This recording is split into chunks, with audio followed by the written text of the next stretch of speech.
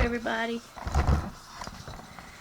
I'm going to be bringing you some videos on some survival ideas. It's mostly been because I've been thinking about, what has happened in California with the electricity being purposefully shut off. Well, that could actually happen anywhere, anytime. Our electric companies do not compete. They are monopolies. They are tyrannical monopolies. And I have specific things that I have done in times of poverty or difficulties, and the way I was raised. I have kind of an idea, a mindset that, well, I'm just going to take care of it. I'm not going to depend on other people.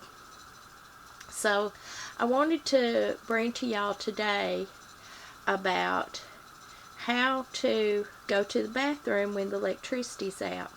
Now, one of the things that I found out when I moved into the city was that the water, the way it gets to you and the way it's treated, relies on electricity. Now, I grew up on a farm that had gravity flow spring water, and so that was not something I was familiar with, that you had to have electricity to get your water. And then we also always caught water on the side of the house or next to the barn. So you learn to do these types of things because I was raised by my grandparents who were children of the Depression, and they were also children of poverty themselves. And so when I bought my land out in Arizona, I started learning a lot of very interesting things about how in Arizona they utilize water catchment, compost toilets, and solar energy. And I was just like, well, duh. Why didn't everybody do that? Well, that's because there's no money in that if you're self-sufficient. Now, I'm not saying that you have to go completely off the grid wherever you are. I'm talking about in emergency situations. Now, some of us in our lives have been hit by tornadoes, ice storms, hurricanes, house fires, poverty, just your toilet breaking down.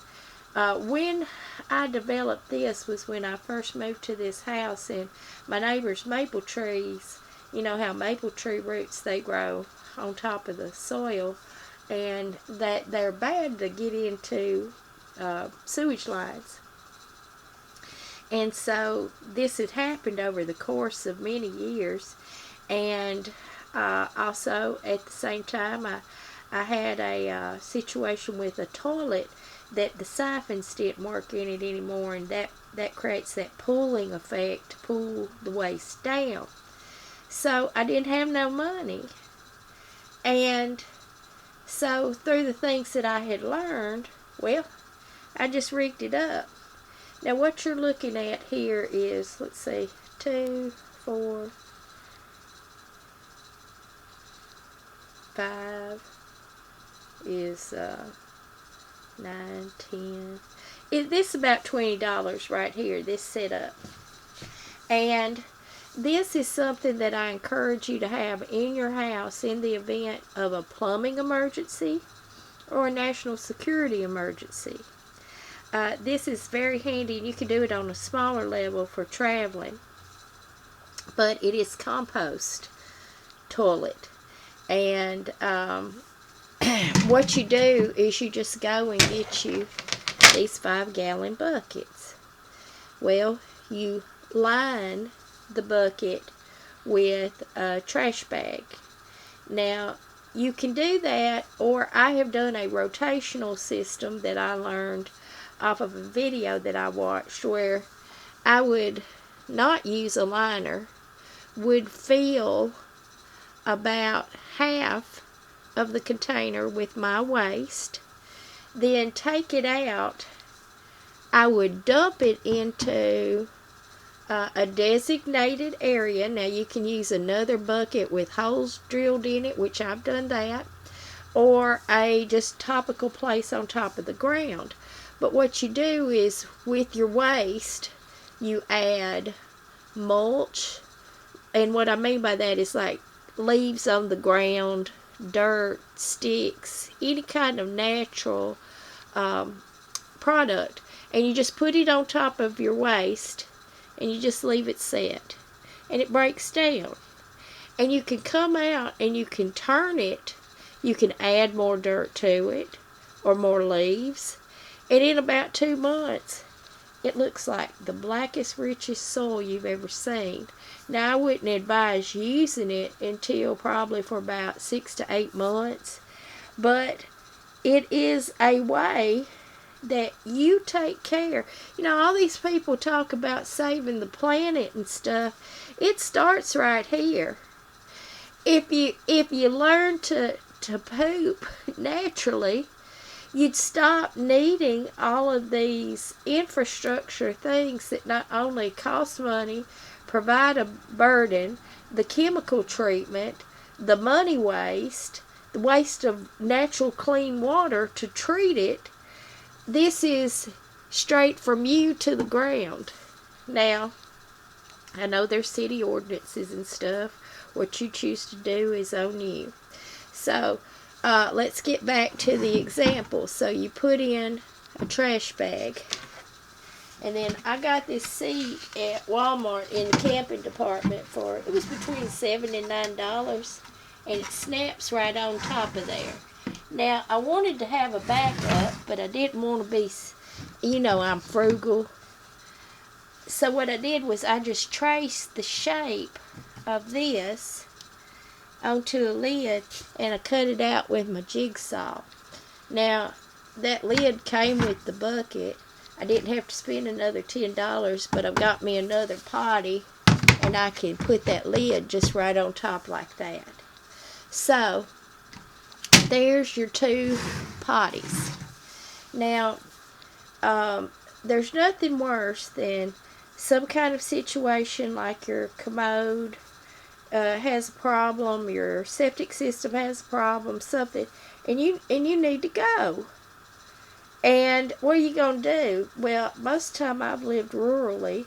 Well, you could go outside and handle your business, but I'm not real fond of mosquitoes biting me on my private parts, poison ivy, or any varmints or critters that might want to take a nip out of me when I'm out there. Plus, being a woman, you know, there's some engineering difficulties with that. So, I have grown up with an outhouse. I would highly recommend that if you have you a little land and you just build you one, and say it's just a little outbuilding that you've done as a replica, but if you would build you one just for an emergency, it will save you a world of problems down the road. Now, yeah, you can get in your car and you can drive to somebody's house or drive to a gas station or something like that. But when I gotta go, I'm usually comfortable in my house, barefoot and jammies, and I don't want to go out. So, I wanted to give you an option that you can keep on hand. Now, and also, look at this space saving. Now, you can stack these, you can store these easily. Now, this is what I use. I use this cedar bedding. Right here, you get at Walmart. Or they do have pine bark. I actually prefer the pine bark. But you do your business. Well, first of all, you put a little bit in the bottom, first off. Then you do your business, then you sprinkle a little bit on top. And you just put the lid down.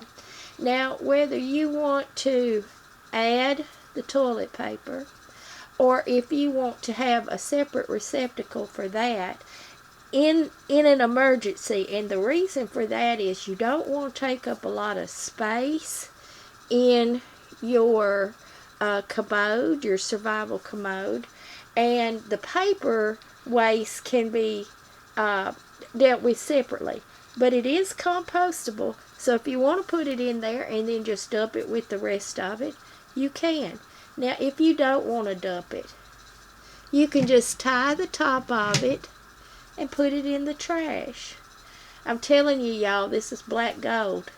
You've got the ammonia in the urine and feces. You've got all kinds of mineral content. It goes right back into the ground, and it's one of the most enriching things that you can do.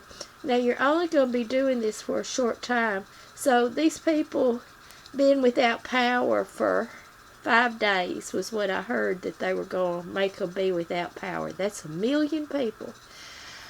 Okay, so 5 days worth. That's not going to be a very big area. You can, like I said, dig dirt, put on top of it. You can dig a hole and bury it.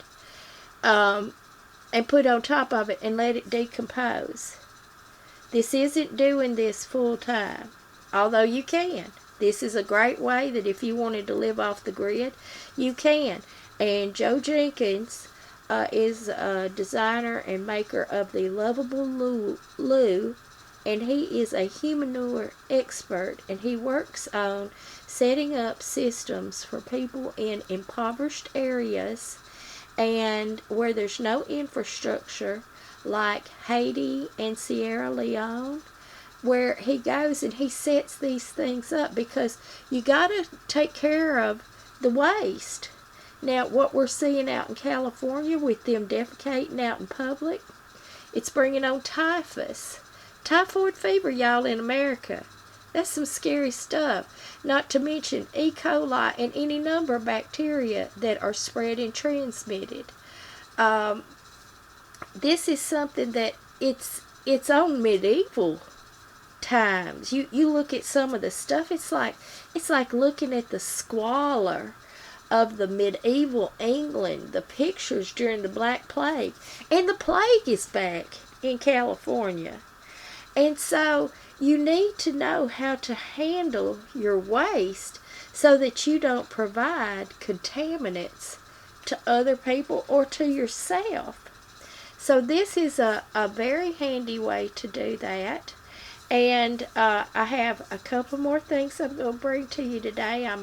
I'm recovering from sinus upper respiratory stuff. Y'all, I have had my mullein tea, my mullein tincture, my wild lettuce, my tulsi. I've been, Usnia. Usnia went in the morning coffee and the hot tea. So I'm treating it real heavy, and I am coughing up infection now. So I don't feel like it's going to be a problem. But I wanted y'all to see that this is something, we're due for a major solar flare. Solar flares have happened throughout history, and we have actual documentation of what it can do to electronics. So you get one of those, and a grid system is fried. Again, you've got to be able to handle your waste safely, to provide for a healthy atmosphere and environment, if for no other reason but for your own self. So I hope y'all will go out and I'm not saying you got to do it like this. It don't. I think this is kind of fancy. You see, I got me a camo one right there, but this is kind of fancy. You can, if you need to, put a a garbage bag liner in a trash can and use it, and then dispose of your waste safely.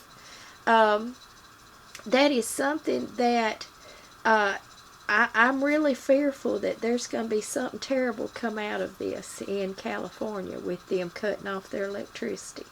So 5-gallon buckets, $2 each, a lid for about $9, and a bag of, this is small bag of the cedar bedding or pine shavings is about $3. So I hope y'all prepare y'all one of these to have on hand. We're getting into winter months, tornado months, flooding, fires, all kinds of stuff. This is something that can help you out.